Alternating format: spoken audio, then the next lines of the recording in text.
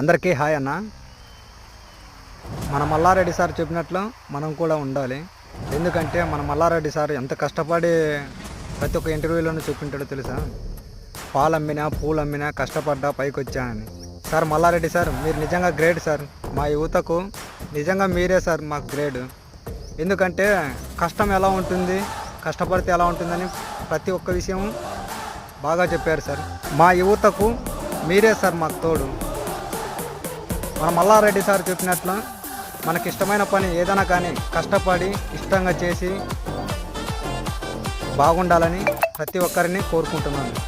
నిజంగా అంటే కష్టం విలువ మన పెద్దవాళ్ళ ఇంటినే తెలియాలి. బాగా ఆలోచించండి అందరూ. మల్లారెడ్డి సార్కి నిజంగా థ్యాంక్ యూ సార్. మా యువతకు మీరే సార్ మాకు. మల్లారెడ్డి సార్ ఎంత కష్టపడింటే చెప్పింటాడో మీరు ఆలోచించండి. రైతు బిడ్డలింగా ఫార్మర్ లైఫ్ అబ్బాయి.